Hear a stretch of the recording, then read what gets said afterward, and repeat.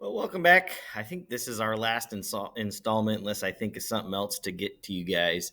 But in the notes that I just put up with all the words on it, we sort of went through kind of briefly an equivalent resistance of a more complex circuit. And I wanted to just go through another one. I've tried to keep the numbers pretty easy to deal with.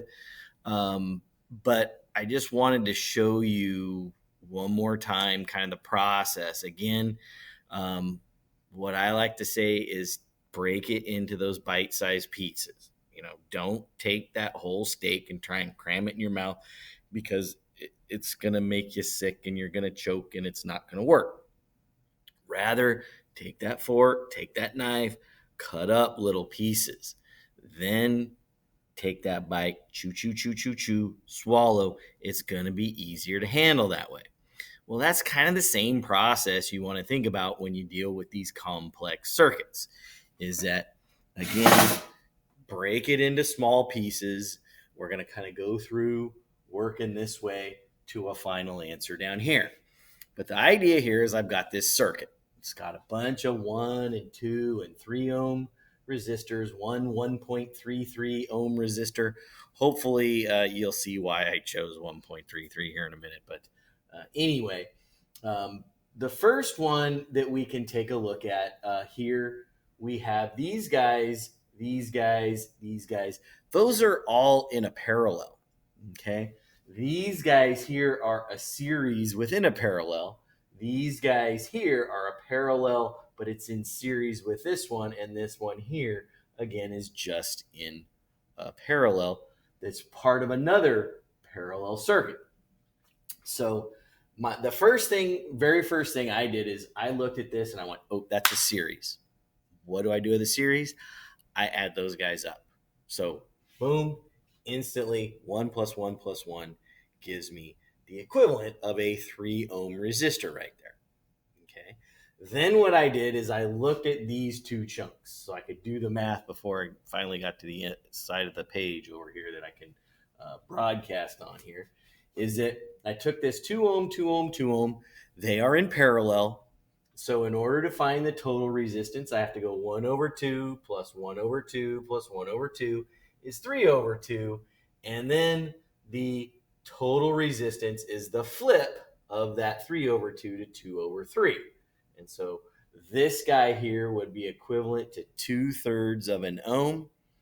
And if I then added it to this 1.33 or 4/3, I end up with 2 ohms there. That's where I ultimately go 2/3 here plus the 1.33 and get to 2. And then I had a 3 ohm, a 3 ohm, a 3 ohm. Again, 1 over RT is 1 over 3 plus 1 over 3 plus 1 over 3. And so that's 3 over 3. 3 over 3, when I flip it upside down, is still 3 over 3. And 3 over 3 is 1. So again, if I take that 1, put it here, the 2/3 I have there, the 1.33 I still had from over there. Now I needed to combine those guys to get me 2. I needed to bring the 1 ohm over here. And basically, this is that same circuit we just did a couple of videos ago where I have a 2, a 3, and a 1 ohm resistor in parallel. And when we did the math on that one, 1 over RT is 1 over 3 plus 1 over 2 plus 1 over 1. Again, I got to find a common denominator, 6.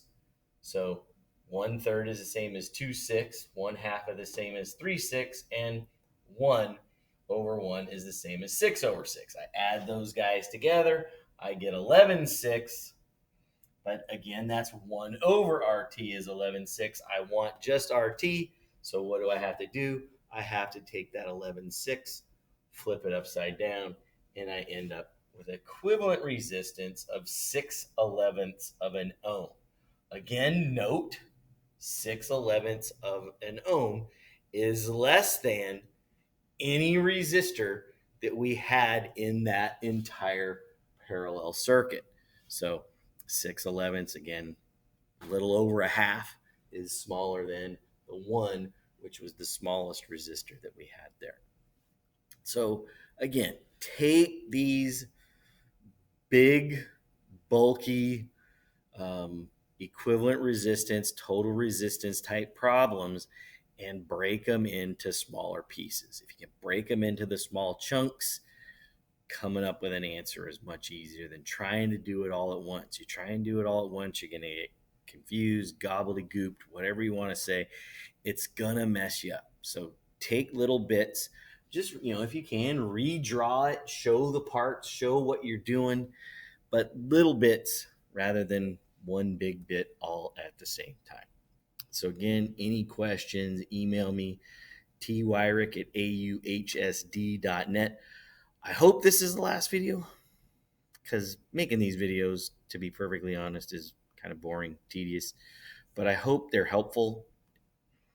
If they aren't, then I'm wasting my time, but hopefully they are helpful. If you have any questions, problems, issues, things like that, tyrick@auhsd.net.